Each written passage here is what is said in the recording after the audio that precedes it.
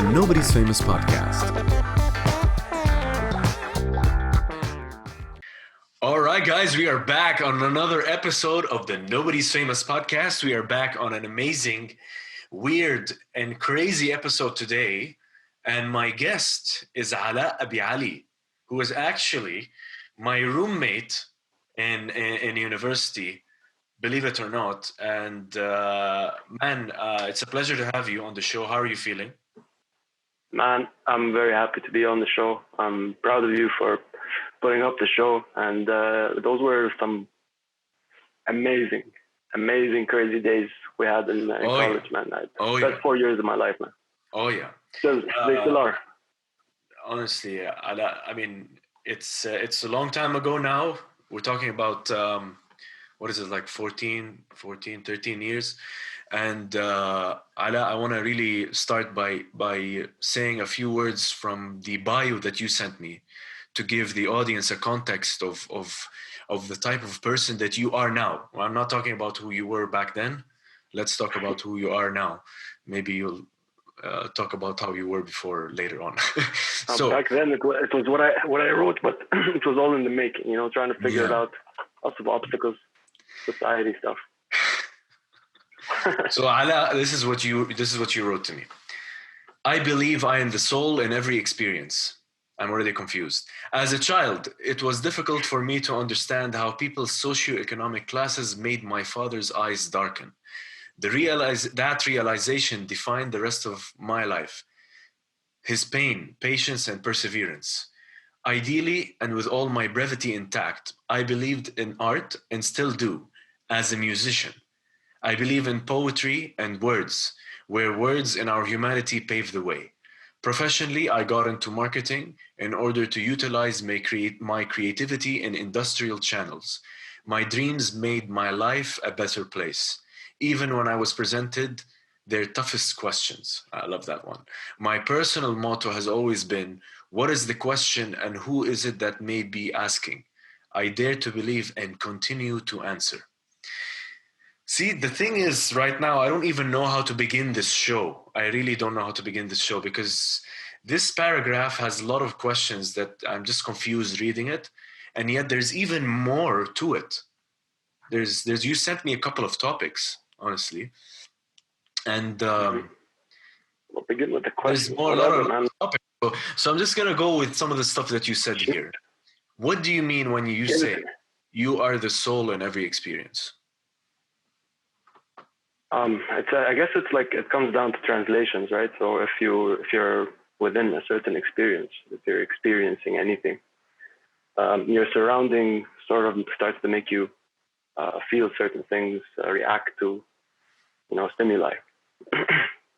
And in that sense, you sort of, I guess, you have to acknowledge the fact that you're dealing with the unknown very often, right? So wherever you really are, you're sort of still like unraveling or unfolding explanations, your means to understanding. So that's what I mean. It's whenever you're in a situation where you're experiencing anything, you always find yourself like tapping back into your soul and projecting it outwards in order to make sense of whatever it is that you are experiencing. Whatever it is you're trying to understand, whatever it is you're trying to bring out, it's always your soul, right? And how does that... let's say it's your collection of experiences. Yeah. But how does this feeling change when there's something you are working on that you actually are knowledgeable about or aware of? Because you're telling me when you're experiencing something new, that's where your soul is like your soul is trying to make sense of it and you still don't know what decisions to take and it's new to you and all that. But if there's something you're approaching that you know and you're knowledgeable, right. Do you have a different feeling? For example, for me, maybe I'm a bit detached because I know what to deal with. I might become complacent. I know how to deal with it. So I don't put my soul in it or get so down into I wouldn't believe that, man. I wouldn't believe that. To me, that's sort of like a self-contradicting. It's a contradictory question, or way to phrase it. It's because, like you said, You may be familiar with how certain things go, or like like you said, you don't really have to seek your soul whenever you're facing anything. Sorry, I have to fix the yeah. So, but like you have to seek your soul for any given experience or anything you are, you are within in time. But I guess you're always in between thoughts, right? So that in a way, it's sort of like facing the unknown. You're already there, whether you're familiar with what it is you have to do, which is like the routine, or what it is you're expecting, or what it is you're trying to imply. You can be familiar with all of that, but in one way or the other, you're either on the path to self-actualization. It's your identity in the making. You're always sort of like typing down your signature, your mental signature, your soul signature, your personal identity. You're always putting it out there. But I guess you're always facing the unknown. I mean, in one way or the other, even when you're in your own house, you're thinking like, what am I going to do? Right. Or, you're watching a series or whatever it is. You're always in that spot. That's just my opinion. I believe you're always in that spot where, what happened in the past, what's about to happen. It's always sort of like a dark circle that surrounds you. Correct. Yeah. Right? It's kind of like what Socrates said as well. He knows nothing, and he was the father of philosophy, and that's probably why. I was also reading another book. I think it was Carlo Rovelli. It's called The Order of Time, and he said something like, it was always the unknown. That may have been Jordan B. Peterson, but he said it was always the unknown that drove us forward. Right? It was like that fear we felt from not knowing, anything, or like being in a situation where we didn't know. It gave us that fear, where that flight or fight sensation was always determined, by the fact that you just didn't know. You were afraid, or you were in awe, you were shocked. But basically, it was always the unknown or not knowing that kept you going. Basically it. Yeah, the more you know, the less you know, I guess. It's crazy. And I want to understand the second part because you said that, and then you say something very different after it. As a child, it was difficult for me to understand how people's socioeconomic classes made my father's eyes darken. Because this is then you react to it in your other like the paragraph. You react to it, and you say, it's realization defined the rest of my life. Yeah. What was it? You said that realization defined the rest of my life. Oh yeah. Pain, patience, and perseverance. It made me want to construct it. Basically, it's because I saw my dad. We came from that middle class illusion, right? So my dad was sort of like fighting battles, which is just natural, but money was sort of difficult. So his financial state was sort of difficult, and we all acknowledged that in the house. My mother was a school teacher. She used to work, so they were both trying to contribute to, making the family right, or like putting us in the right place, because, they just loved us, or they just wanted us all to get there. So that was the whole point. Otherwise, what are we doing here if we're not planning to get comfortable? So I realized how difficult it was for him. I guess it has more than one reason. First off, it was a struggle for him to deal with, different kinds of people. When he had I guess he was like I said, he was a pillar of strength, right? And his moral values, his principles, were, absolute, right? He's a God-fearing man, right? And we're Druze, so it's a bit different. So we're monotheists, different.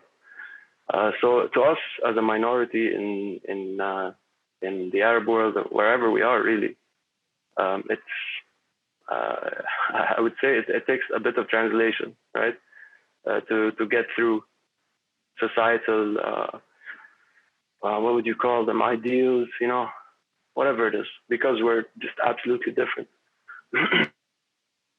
the fact that, I knew my father was, a God-fearing man, like I said, and he was a very good person. He was never like, he was never the bad guy, right? Just when he had us, when he had kids. So that's what I mean. It was very difficult for me to see him suffer financially or worry about financial problems, knowing him and how dedicated he was to making our world better, and putting in the 300% effort to keep us afloat, right? To keep us going. So yeah, I saw his eyes. It was like we'd be watching TV, and I'd see the guy. He's like sitting over there, and he had that darkened eye. His pupils were both darker than they would have been. Right. He was just a bit less worried, right? So it kind of made me mad as well. And I saw it. I figured I have to run a mile. I have to sprint. It's sort of like a marathon. Yeah. So I waited to get to a better place, and it was always like the building block.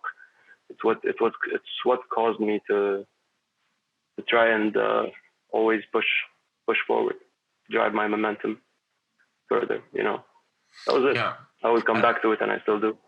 I want to talk about that, because I want to relate to. I want the people to know who is Alaa Abi Ali. Who are you? And I think what you mentioned about your dad resonates with a lot of not just Arab dads. I know it's very much we kind of, but your dad's they break our hearts all the time. Yeah, I mean you went through a lot, man. Like now you're still going through it. Like I really need to help. That's definitely. And I think like it's just the situation in our like in our countries, the choices we have to make, and dads in general. I'm not saying just Arab dads, but I think dads in general very much keep this bottled up inside, and they don't share it with the family, and they don't share that pain, because if you think about it, the father figure is somebody who cannot show the pain, and believe it or not, internally they are hurting and they have pain, but they don't show it, because if they show it, how would the rest feel? How would they feel? A sign of weakness, right? Yeah, not it's that could be part of it, but it's also if a dad is showing that he's breaking down or anything like that, then it will cause worry to others. So when you say that your father's eyes darken, it's a mechanism. I think, in my opinion, it's a mechanism to internalize the pain and shield you guys from it. And I think it's very important. It's very important to notice that, because this is really these are really the unsung heroes of our childhood, and the people that all these dads who are never they're never in the spotlight, never been silent. Yeah, they're just in pain and silence, and until the bitter end, and they just keep going, and they don't share these pains with you. By example. But yet you understand at the end. You understand, the reason, and during you understand the reason, what they've been through, why they were doing it, and all that. So I think it's a very interesting topic that we would take a full episode to discuss, to be very honest. It's cool, man. Before I example and how to do it without saying a thing. Exactly. It's just I mean, this topic I could go on forever. I want people to know who you are. And I know we jumped super into like a very deep topics, and that's the reason why I want you in the show. And just before I just want a small context, give people a context of who you are. But before you do, I want people to have a taste of basically how this show came to be, this specific show. Apart from the time that I met Alaa back in university, Alaa checked one of our posts on Instagram. You checked some of the posts and you looked at some of the episodes, and I saw you comment, and you're like, بدي طق حنك, and I want to speak. I was like, what's going? Miss you guys, and I don't know what. And I'm like, who's this guy at Agama? I didn't know who that was you. I'll be honest with you, I didn't know who that was. And then I realized that it was you. And then we started chatting. We spoke. I sent you my number so we can speak on WhatsApp. And guys, I have to say, Ala is, and it's so funny because just recently, Shia LaBeouf did this charity table read with all these actors called it's like Fast Times at Ridgemont High, and he is playing Jeff. I didn't check that one yet. Yeah, you should. And he's playing Jeff Spicoli, who's Sean Penn's character, and everywhere he took the internet by storm. And basically, Jennifer Aniston had a nice reunion with Brad Pitt, but everyone was focused on Shia LaBeouf and how he was doing the acting and stuff. And the reason I'm mentioning this is because when you were sending me voice notes and the way you were speaking to me, I was like, this guy is acting exactly like that. Shia LaBeouf on that table read is like, and now the way you came on with, your tank top is the same. And with the headphones, the wireless headphones, and the hair and all that. Even the hair? Yeah, just check it out. It was just that's the feeling that I got with the show. And you're like, there's something going on in your head I can't quite explain. When you were sending me these voice notes, I was like, this is gonna be a weird show, I tell you that. And then I'm like, okay, let's wing this one. So that's my side of this show. I want you to just talk about just briefly who you are right now. Who you are right now, not how you were before, just who you are right now. Who is Alaa Abi Ali? Briefly, please. I don't know, man. It's I'm that person that was defined by my father's darkened eye. And, I gathered lots of,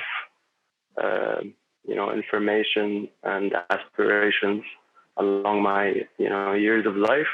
And today it's all about keeping up with the grit, keeping the grit in line in order to, get some more fulfillment and, achieve, gain that sense of accomplishment. As in, like, I went through all these loops, or like I acquired all these traits. Tried that out. I tried this out. They're all like skill sets, right? And just trying to make myself proud every day, and that's in the same who my father used to be, right? I hit a speed bump along the way. So it's like because it's just figuring out who I really am, right?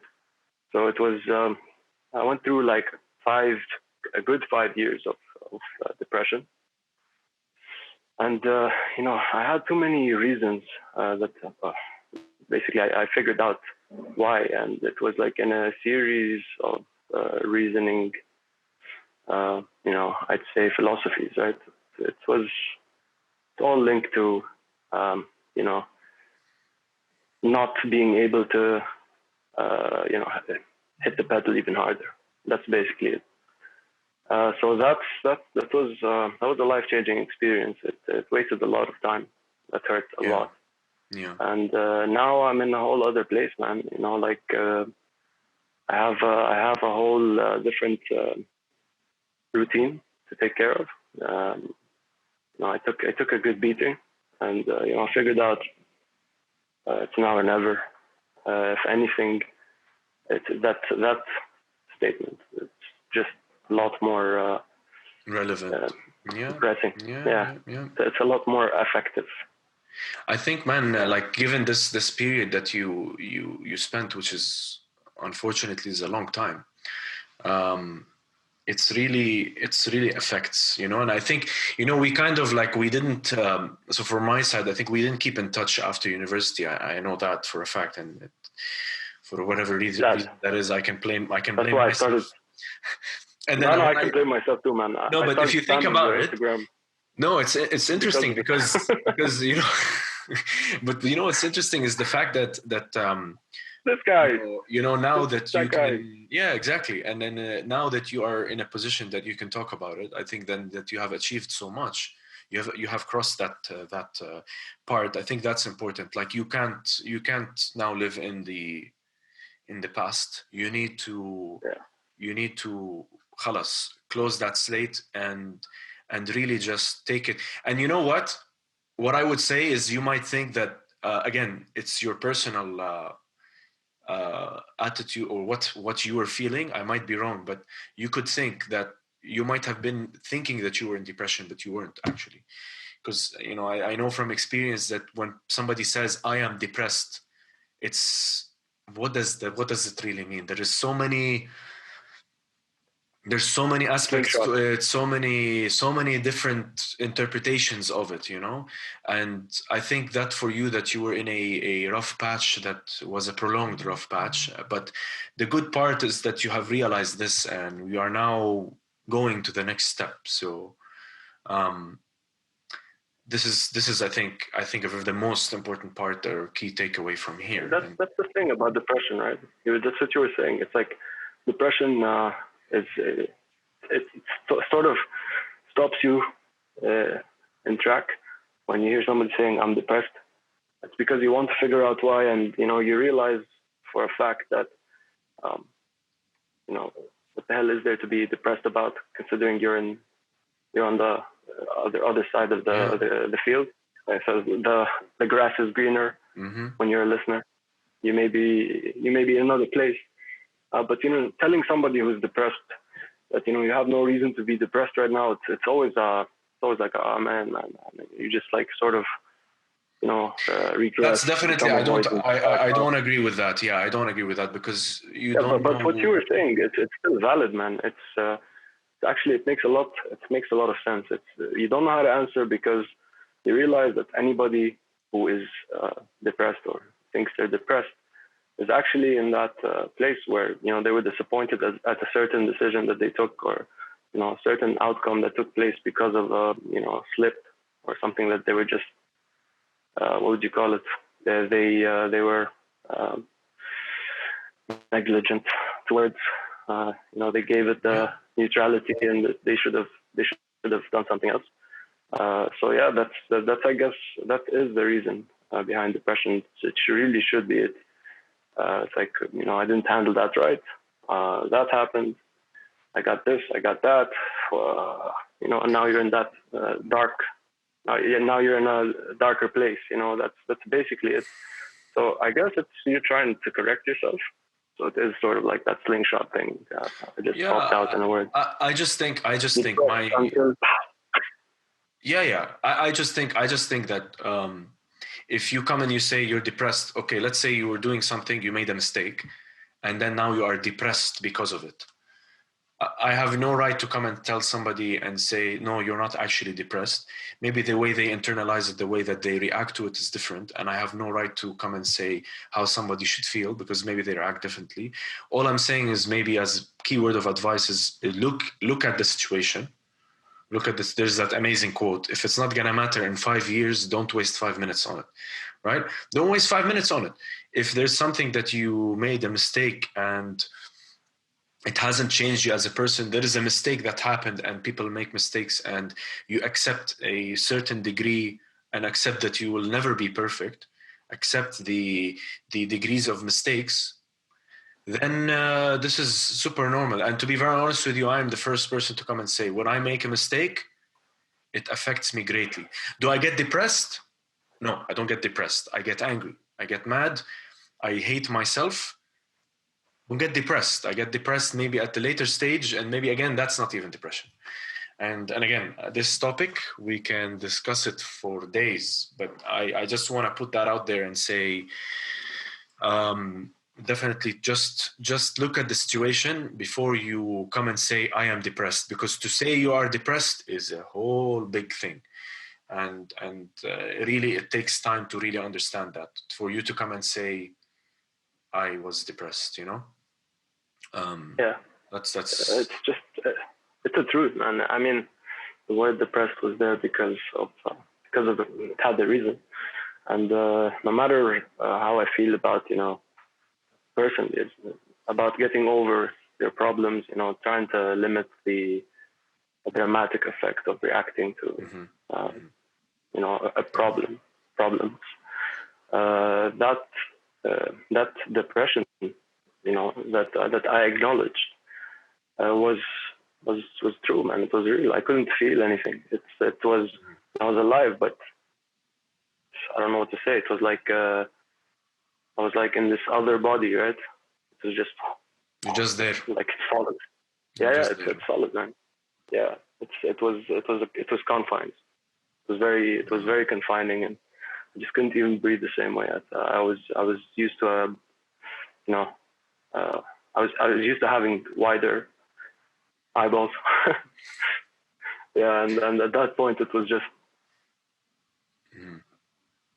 downer, dude. Weak. Yeah, it was too confining. And so Alaa, moving away from this topic, might be still related somehow. I want to get into some of the topics you shared with me. Some of the things that I felt you said you wanted to talk about. So the first one is an intuitive nightmare equals a pandemic. Yeah. Please elaborate on that. Yeah, that's a funny one, right? So I think everybody growing up, right? You always had these expectations. You're always looking forward towards something. At the same time, you had these obstacles you had to go through. So you developed a certain level of intuition. So you start to expect things, and you start to assume things. You develop perceptions, and that's basically sort of like the human experience. So I was reading a book by Max Turner, and it's about the human ego. And in the first chapter, there was a passage that I don't believe I'll ever forget. It's like it says that when a child is born, he is brought upon this motley mixture. Everything is mixed up. Everything around him is just a mixture of things. And since the day that the child is born, he or she is trying to achieve or like move towards self-assertion. They want to know who they are. They want to become more independent, just simply because they're trying to put their feet on the ground. They're trying to stand upright. Now they're using language to think. So that passage ends with an amazing sentence, phrase. He says, the battle for self-assertion is unavoidable. It's because, every child that is brought out to the world sort of battling it out, whether it was trying to play a game on the PS or using a computer or like checking out a smartphone or meeting other kids. So, one kid, throw another kid in there. They're both trying to figure out what it is. So it's sort of like who am I? Who are you? How are we figuring this out? And that's how you build communities. And that's it. It's like a battle for self-assertion.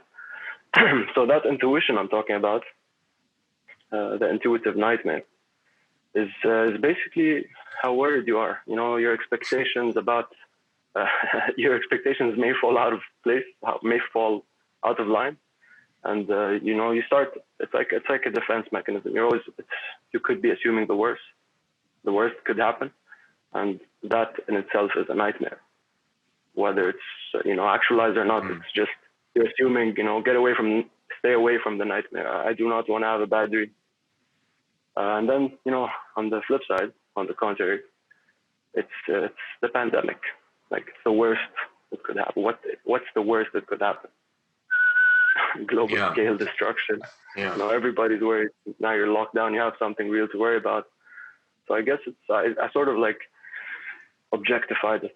It was like it's like zooming out of one human, an individualistic experience to a broad scale. So how many people were worried about what could happen? How bad could it get? Think about the global population and pandemic, politics, cultural constrictions, societies. Now I get it. Now I get what you're saying. Yeah. God. Yeah, I get what you're saying. Because I think it's like you living that normal life, but you still have this nightmare. Oh my God, what if tomorrow something happens? What if I lose my job? What if I, whatever? It's And like then that's trying not to trip. at very one point, you have worse, the worst, I don't know how, if we're saying, the worst that it could be on top of your existing nightmares. Exactly. And this is what everybody is going, So I would challenge you said that intuitive nightmare equals the pandemic. I would say I would just put the less than sign, less than the pandemic. I'd say it's less than, more than, and or equal. If I put all three of them in the same one, right? Because even if it's the truth on the long run, right? But it still makes sense. I trying like to get off my chair here. I don't want to stop. I don't want to stomp my toe on the table. Now I'm worried about the table, and that's permanent because the table is always going to be there until I move my house. So now this is like avoid the nightmare. Yeah, I like how you piling up all it. these no's. I like how no. And then one day you're just in this. Everything is a no. Whatever. I'm tired. I'm really tired. I'm frustrated. Well, I want to move to the next topic. What's your quick solution to this? Everybody dies. Click that big coronavirus button on your table and everybody dies. I think my question was poorly timed. It's like, what's a quick solution? It's coronavirus. Everybody dies. It was not. That's it. I'm Chinese. Nobody gets it. That's okay. You try learning Chinese. Oh my God. Why do I have to learn English? Oh my God. Okay. I don't know how to even react to that. There's a big Corona button on his table. Whoever that was, there was just like a big COVID-19 button. All of you die. Oh my God. Okay. Blur. Yeah. Blur it. All of you guys. This whole section is going out. Okay. Okay. The next point. Yeah. It's relative. So the next point, you say, when time stands still, ... Why was it your grandfather's decision? ? I do not understand this sentence at all. I had to pick the word grandfather. I used the word grandfather by choice. I had to go through a list of whose fault was it. It had to be the grandfather. It's tearing, huh? It makes your eyes want to tear. It's because your grandfather was like the building block. Then it was your father and your mother, and then it was you. So at some point in the day, when you're like really bored, and don't even call it bored, it's just you got there, you've had breakfast, went to your job, finished this, finished that, talked to this guy, talked to that person, fed your cat, took your dog for a walk, went to the gym, all that productive stuff, done, cleared, tick, tick, tick, tick, tick, and then you got to that place. You still have 6 hours before bedtime, and then you were just like,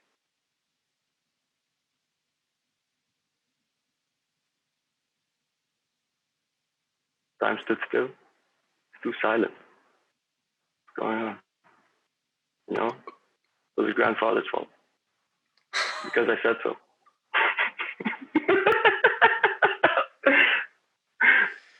He should have been there playing some music, telling you, hey man, let's go for another walk. That's his fault. Oh my God. Okay, so I understand you are extrapolating this decision at that point in time for you to come to all this point. No, it's like when you run out of decisions. The point is like when you run out of decisions to make. It's like, I've done it all. What am I going to do now? It was your grandfather's fault. Should have told you more. Tell your grandfather next time you have one. Given the situation, and tell him to give you more ideas. Read a book, draw something, go learn some sculpting, experiment, try it out for yourself, carve something. Carpentry is fun. Try to get more creative. Take on coloring, get some crayons, turn into a 5-year-old again. Whatever. Get some Legos, build something weird. So, your grandfather did not tell you to do that as a 30-year-old. It's his fault. That's what I mean. Next time you have a grandfather, make sure he knows this. This is honestly, I never looked at this in this way. Probably need to get a list and write it down and send it, and then just say, this is what you need to. Send it to your grandfather. Yeah. Yeah. And then Listen, man. when I become one, I should say, by the way, if there's any point in your life when you get bored, make sure that you start coloring again at the age of 30. Great advice. Like, I don't want to point my finger, Grandpa. I don't want to point my finger, but you should have told me these things. I don't know what you would think. I like to play games. Games are nice. You don't like to play games? You don't play games? Come on. Very interesting way of looking at it. I have not thought about that way at all. Okay. Okay. Let's. That's what that meant. Your grandpa's old. It's his fault. I'm just kidding. Come on. I know. It should have. Okay. That's what I'm saying. Yeah. Metaphor. It's a figure of speech. It's supposed to be funny. So here in some of the continuation of what I was, when I was introducing you, you talked about poetry, you talked about words, you talked about music, and here you're saying sound is philosophy and words pave the way. Oh, that's a good one, man. I got that one a bit later. Figured that one out a bit later. I mean, really figured it out. I always had it. I mean, what are words? Why do they mean anything? What was language? How did we even start to make sense of words? What the hell was that, And since we're Druze, we had that thing as well. Words really mean a lot. So it's always the words that you use that sort of pave the way, whether you're using them inside your head or using them in public, right? If you're talking to people or it's the way that you think, it's words that pave the way. It's how you think. That I understand. That I can agree with, and usually, people are defined by their language. I think I've said it once before. Definition. People are defined by their language. The part that I don't understand in the sentence is sound is philosophy. What does that relate to? I don't understand what you mean by sound is philosophy. It's actually always a personal experience, but because sounds or music in general, it's always an expression, right? So you're always trying to say something, and whatever you're trying to say is linked to a culture, a belief, some kind of societal construct or personal experience, some ideal, a lesson, and whatever it is that you're trying to bring out. So you'd have to sort of form the link between what music means to you and what philosophies you follow in your life, whether or not you actually call them philosophies, because they usually are philosophies. If you search for it, you're always going to find a philosopher who talked about it. It's a thing. So sound is philosophy. I guess that's a bit difficult for anybody, I guess the majority of people to translate. But when you listen to a song, try to define every element within that song, every sound within it. Figure out what that means. Like, what's a drum line? What does it mean philosophically? So why do you like house? Okay. At 120 BPM, why would you like dub at like 90? Why would you like drum and bass at 160? And how do you just jump into psytrance at 190?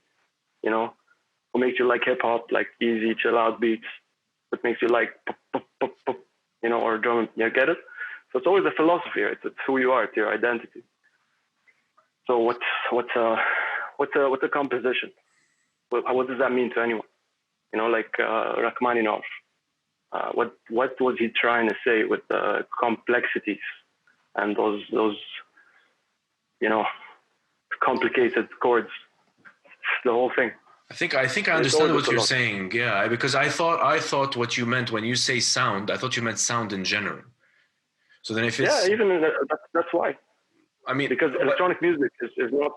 You can have an alien sound in electronic music. It could be Star Wars on TV. I understand that. So because people, if I could tweak it a bit and say music is philosophy in a way, just to make it a bit more relatable. But I understand what you're saying. So, for example, somebody might really resonate with hip hop music because you're listening to that song because either you are directly from that culture or you are somehow related to that culture in a different way, or the struggles being talked about within that song you can relate to, or you have been through the same. I think this is also why people, I mean, we it's been discussed everywhere. This is also why people, they kind of resonate with it or relate with it. Like you won't, maybe a song that is super random that doesn't relate to you, you won't like it as much, or you listen to it for gratification or just because you're happy. But some people get super deep into the meaning of What if the there weren't any lyrics? words. Yeah, well, if there weren't any lyrics, then I think that it makes it a bit more difficult, right? However, some people, they understand why these are good enough to understand why these sounds were used in these types of songs. For me, I mean, the words kind of like really hit. If I listen to a song and I hear this person saying a certain thing, like that's something that bothered them, and maybe they choose in a different way, the music. For example, some of the recent music that I listened to for Burna Boy, his recent song called Bank on It, the recent song Bank on It. To be honest, I don't know if you've heard it, but Nope. it's done in a way where the song is like it's like in a choir setting, like as if he's singing in a church, and the way it starts is like there's a minute of very slow, very different to his other songs where he is starting slow and then he goes in. This one, there's like around a minute of quite like Ambience, uplifting, slow. elevation. And then it's a very nice like song and bass to it, and then there's choir people singing. But the words, I went to Genius Lyrics and I checked them out, and then you start to learn and see things. So this is, I think, I understand where it's coming from. That's why I think when you said sound to me is a bit less misleading. Yeah, it's because I'm an electronic music producer, man. Like I always found myself more interested in the grimier sounds. Like I was always looking for it. Where is it?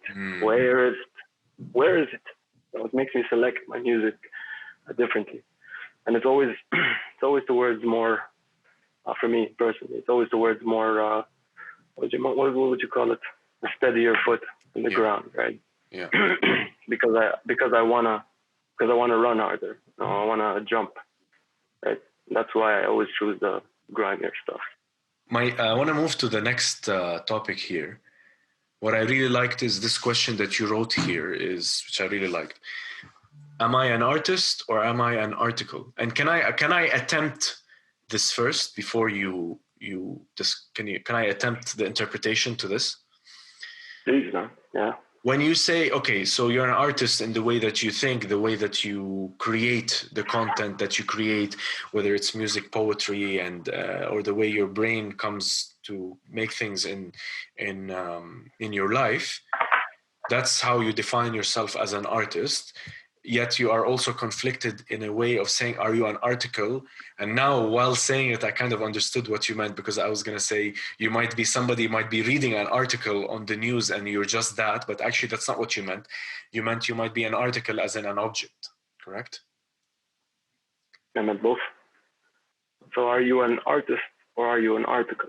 So are you just trying to say things that you've heard about on the news, or like your friend showed you this social media blog post? You just, what would you call it? Repronounce, retranslate. You parrot around, or you're a Chinese whisper. So you heard it over there, and now you're talking about it like it's the hype of the year. This thing is happening over there. Everybody's worried about it, and the thing is blah blah blah, and what he said and what she said, what happened there, and this thing on the news, and they even showed you like 20 years ago. Are you that conversation all the time? Or are you making up your conversation? So are you an artist or are you an article? Because either way, you're throwing out an article. Either way, you're saying something. So are you saying what your friend said at work most of the time, or what the word on the street is, whatever that means? But there's two or are issues you coming there. Up with your own material? Yeah. there's two things there: coming up with your own material, which is great, and people can know that it sounds genuine and stuff. Yet how can others who probably don't know you as well or don't believe you, how can they verify it? That's number one. Number two, the second part to that is, if you're an article and you are, or what defines you being an article? If you are somebody, like many people say, oh, did you hear? I heard that. By the way, did you hear about this? And we all do that. Does that constitute us being an article? Now, how often do you gossip, man? Like how often is your life revolving around gossip? That's basically it. That's what I meant. Like how much of other people's drama or, you know, gossip do you involve in your daily life, as opposed to being able to open a new door, or just, you know, just be that person. Here's a door open. That's a door that I opened. Yeah, write your own story. The door I put up, and now it's open. You know, that's what you're doing with your podcast, man. That's why I was so happy for you. It's like you were always the people's person, and you always had that inspired thing going on. It's like you're always elevated. You're always feeling good, and it's like you really wanted the good feeling to be around all the time. So this podcast, I guess, was one way for you as your unit mate. You know, I met you for that long. I figured out that this podcast was your way to like put things in place, right? So bring everyone on. Let's see what they're saying. You know, let's find out. Let's figure out who they are, what they want to tell the world, how I can be a medium to channel that out, to push it through. You know, and then that kind of makes sense, because everybody deserves to say something, right? And that's you. So this is the same thing. This is the idea. So are you the artist, or are you talking about other people's problems? You know, in your case, get everybody on the show. let's make them talk. Now you're an article.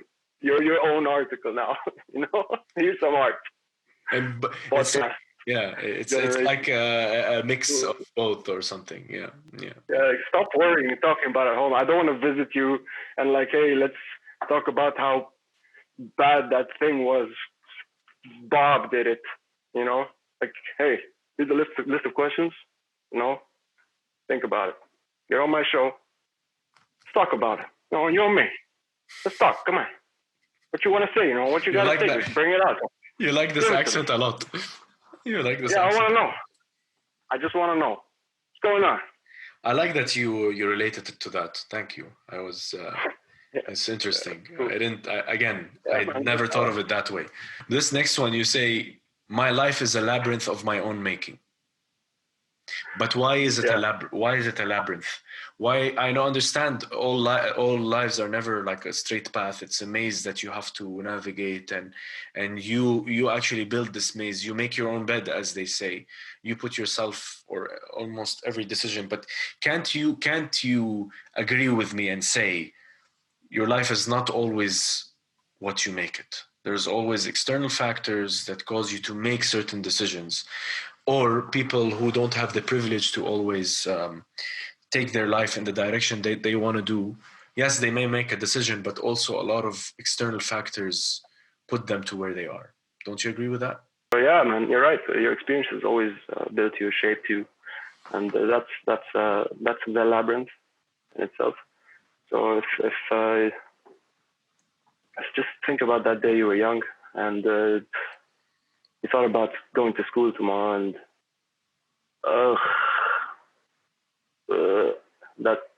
I really don't want it. 6 a.m. Just get to class, and there's books. You need to understand this thing. This guy is bullying me, man. Like, he's not even talking, but what the it's a labyrinth. You know, you are your own labyrinth, and whatever that problem was just you. It was what you went through, who you were at that point in time, and you know, you just carried that along the years. You kept going with it, and now you are your own language. That's back to the words thing. You know, it's like words define who you are. You're gonna walk down the street and you want to avoid getting hit by a car. You really don't know when this speeding car is just gonna jump up and smash you, man. Like yesterday, that's why it's like a labyrinth, because you really don't know, man. Like, is this building gonna catch fire? Is it a nuclear holocaust? When's that gonna happen? So it's always that endless question. You really don't know anything. That's a labyrinth. Yesterday, man, I was driving by the ports in Abu Dhabi. I get a tea there and just like sit down, like I sit in my car all by myself. When the weather is better, I just like get out of the car, whatever, work out there. But I was just driving out of the ports. I had my tea, listened to my music, read a few pages of my book, whatever. Got some thoughts out and spoke to a few people on WhatsApp. I was driving out, and this friggin' dog, stray dog out of nowhere, just leaps at my window, man. And I was thinking about, you gotta be a man, and you gotta do the right thing. You gotta stick by your mom. You gotta stick by your sister. And I bought this new knife that's gorgeous, man. It's a beautiful. I love knives. Just saying, I love knives. I actually love them. So I have this amazing knife, man. It has like an ivory handle, and and the holster, the pocket is just thick leather. It's beautiful. So I'm doing the whole, I'm doing this right thing. My mom, my sister, look at this knife. I just worked out, and this dog leaps at my window, and in 1 second, man, this whole, pick it up and flex your, do you ride like a man, turns into a, I just friggin' shrieked, bro. I shrieked like a woman screaming, and the dog scared the hell out of me, man. Labyrinth. What just happened? Everything that you thought you were just came crashing. Something wrong. Yeah. Everything that you thought you came crashing down, and you found yourself in one of the rooms you've never been in before. Yeah, you had that basic tone, and all of a sudden, done. Yeah, and then you're just driving, and bro, and you're like, okay. I thought the story was gonna go a very different way. I'm glad that it didn't. Get back in line. I'm glad that it didn't go the way that I thought it was. So, yeah. Alaa, I want to ask you 2 final questions, and just answer this next one really quickly for me. And I love to ask this question. What do you think of the name of the show? Nobody's famous. So I don't want to be grim, man. Nobody is famous, really. No matter how famous you get, there's going to be somebody who's a little more famous than you are. And one day you're going to hit the casket, man. You're getting out of here. So nobody's really famous. You're just here to say something. Just going to say it, and you're going to leave. Awesome, man. Beautiful. Good job. It's like, here's the good and here's the bad. So yeah, I mean, he's more famous. It's awesome. You can keep trying, but one day. This whole show has been quite grim, so I think this really ties it quite well. So I think we're okay with the grimness. It's a good name, man. Thank you so much, Alaa, for being on the show. I wanna sign us off here and say, make sure you guys watch this show on YouTube. Check us out on SoundCloud, Anghami, Instagram, Spotify, Stitcher, any place you want to listen to podcasts, we are on it. It's been Alaa Abi Ali. Thank you so much, buddy, for tuning in. And thanks for joining us on the Nobody's Famous podcast. That has been the show with the one and the only Alaa Abi Ali. That's what's up.